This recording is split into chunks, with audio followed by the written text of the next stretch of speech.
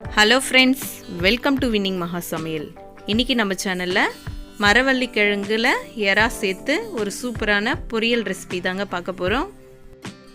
மரவள்ளி கிழங்கு பிடிக்காதவங்களுக்கு கூட இது மாதிரி செஞ்சு கொடுக்கும்போது நல்லா விரும்பி சாப்பிடுவாங்க.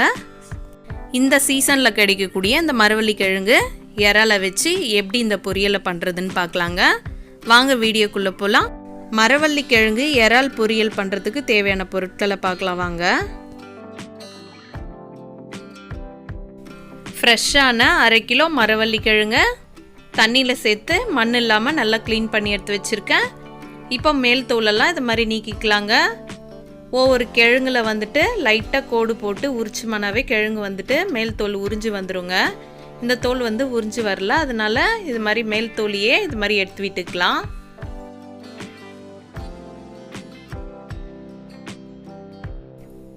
இப்போ பாருங்கள், மரவள்ளி கிழங்கோட மேல் தோலை இது மாதிரி நீக்கி எடுத்துன்னு வந்தாச்சு. இப்போ இந்த மரவள்ளி கிழங்க மீடியமான பீசஸாக இது மாதிரி கட் பண்ணி எடுத்துக்கலாம்.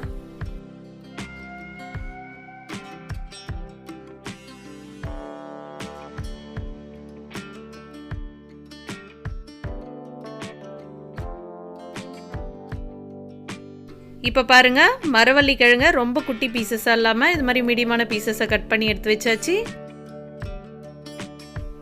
1/4 கிலோ எறாவை க்ளீன் பண்ணி எடுத்து வச்சிருக்கேன். ஒரு மீடியம் சைஸ் வெங்காயத்தை பொடியாக கட் பண்ணி எடுத்து வச்சிருக்கேன். ஒரு மீடியம் சைஸ் தக்காளியை பொடியாக கட் பண்ணி எடுத்து வச்சிருக்கேன். இந்த தக்காளியை கூடவே 2 இனுக்கு கருவேப்பிலை எடுத்து வச்சிருக்கேன்.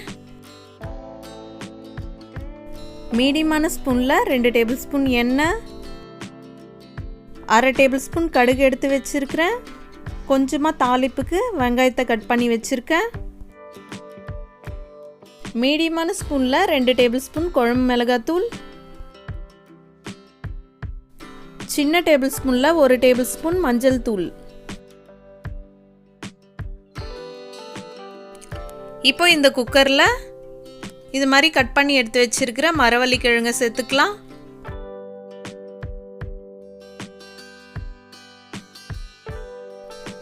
பொடியாக நறுக்கி வச்சிருக்கிற வெங்காயத்தை சேர்த்துக்கலாம்.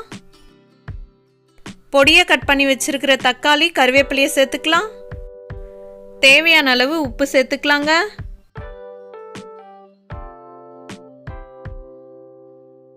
குழம்பு மிளகாத்தூள் 2 டேபிள் ஸ்பூன் சேர்த்துக்கலாம்.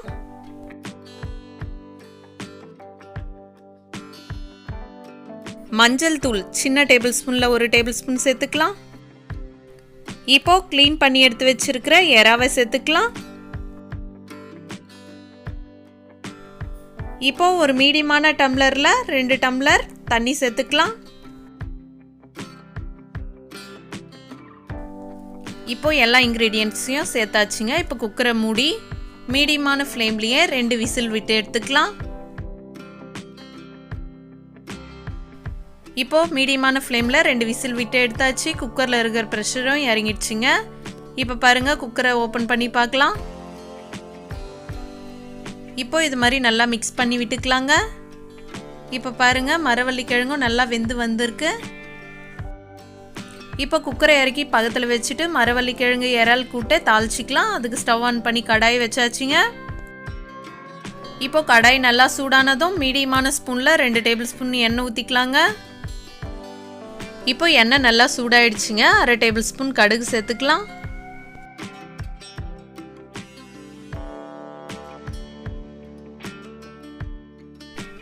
இப்போ பாருங்கள், கடுகு நல்லா பொரிஞ்சு வந்துச்சு. பொடியாக கட் பண்ணி வச்சிருக்கிற சின்ன சைஸ் வெங்காயத்தை 1 கட் பண்ணி சேர்த்தாச்சுங்க.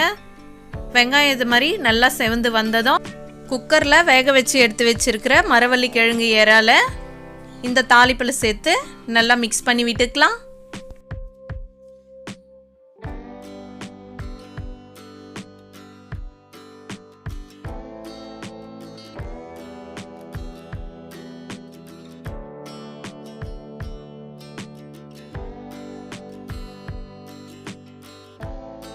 இது மாதிரி நல்லா கலந்து விட்டு ஸ்டவ் ஆஃப் பண்ணிடலாங்க. மரவள்ளி கிழங்கு எறால் பொரியல் ரெடி ஆயிடுச்சுங்க. இந்த மரவள்ளி கிழங்கு எறால் பொரியலை வந்துட்டு ஒயிட் ரைஸில் கலந்தும் சாப்பிட்லாங்க, சைட் டிஷ்ஷாகவும் வச்சு சாப்பிட்லாம். ட்ரை பண்ணி பாருங்கள். இந்த வீடியோ பிடிச்சிருந்தா லைக் பண்ணுங்கள், ஷேர் பண்ணுங்கள். நம்ம வின்னிங் மகா சமையல் சேனலை சப்ஸ்கிரைப் பண்ணுங்கள்.